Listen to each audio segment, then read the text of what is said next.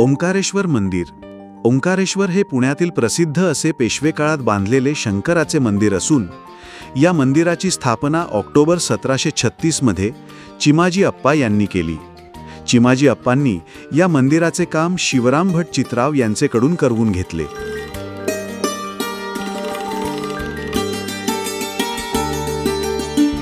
आषाढ शुद्ध त्रयोदशी रविवार या दिवशी पहाटे मंदिरात नर्मदेतून आणलेल्या उत्तम लक्षणयुक्त बाणाची स्थापना केल्याची माहिती इतिहासात सापडते.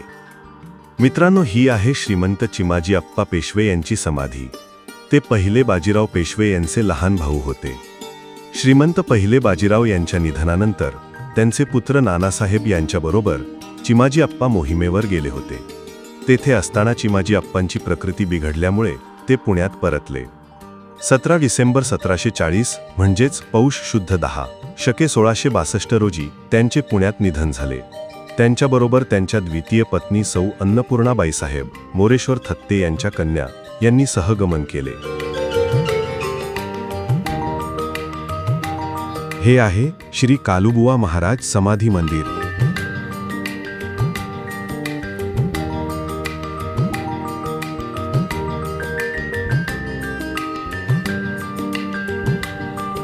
हे आहे भवानी माता मंदिर. ही आहे भवानी मातेची मूर्ती.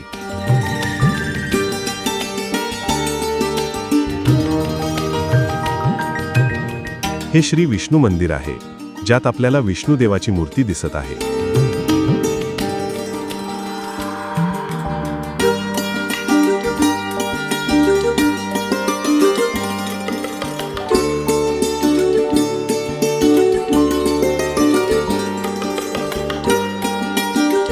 हे मंदिराचे मुख्य प्रवेशद्वार आहे.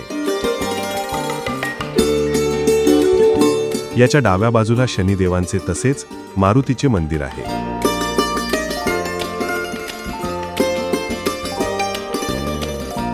समोर हनुमानाची एक भव्य मूर्ती आहे आणि ही शनी महाराजांची मूर्ती आहे. आता आपण मुख्य मंदिर परिसरात प्रवेश करूया.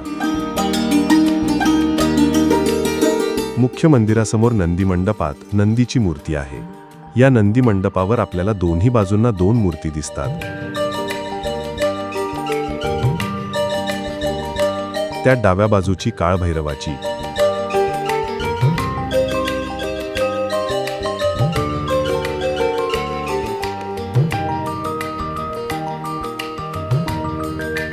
तर उजव्या बाजूची सूर्यनारायणाची आहे.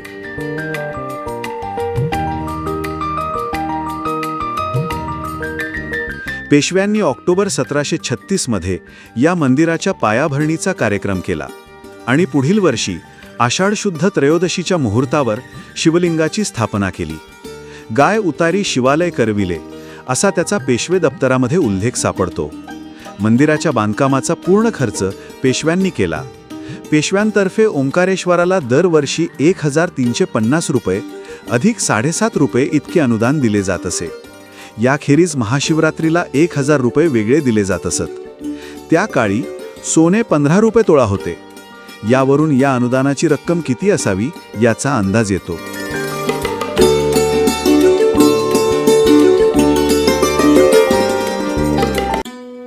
हा सुरेख नंदी महादेवाकडे पाहत आहे. आज या मंदिराचा 288वा वर्धापन दिन आहे.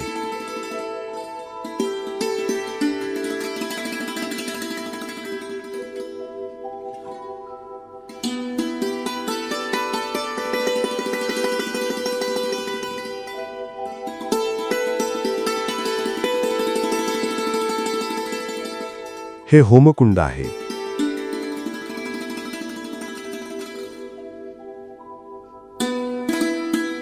मंदिरासमोर एक भव्य पितळी दीपस्तंभ आहे.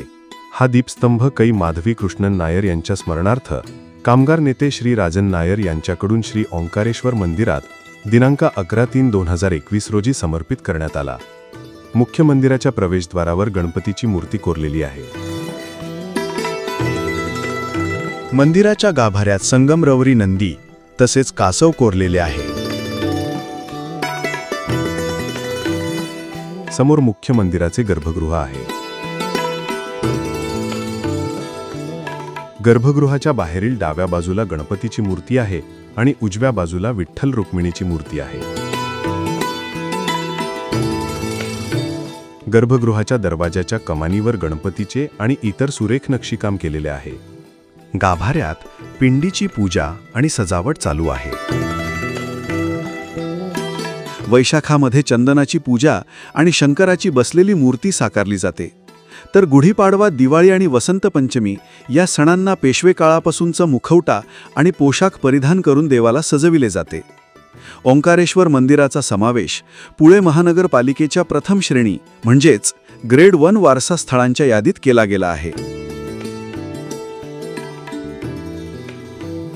या मंदिराची एक विशेष रचना आपल्याला दिसते, ती म्हणजे मध्यभागी कुठेही खांब नाही.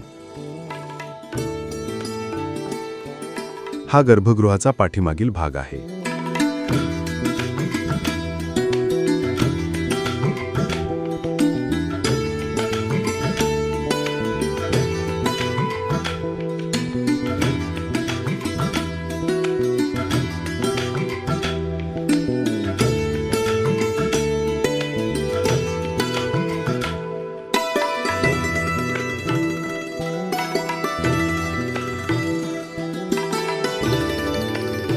आता आपण मुख्य मंदिराच्या डाव्या बाजूला आलो आहोत.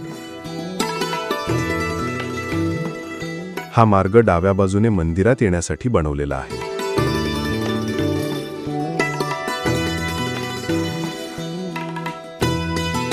मुठा नदीच्या काठावर प्रशस्त आवार असलेल्या या मंदिराला 9 कळस असून मंदिराच्या कळसामध्ये कीर्तिमुख आहे. मुख्य कळसामध्ये असलेल्या मोकळ्या जागेला तालीम म्हणून ओळखले जाते.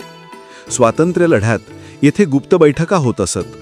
नक्षीकामाचे 9 कळस, महर्षी व्यासांचे शिल्प, हाताची घडी घातलेले आणि डोक्यावर पगडी असलेले दत्तगुरूंचे शिल्प, 2 सिंह आणि 4 साधूंची शिल्पे, अंतर्गत प्रदक्षिणा मार्ग अशी आगळीवेगळी वैशिष्ट्ये या मंदिरात आहेत.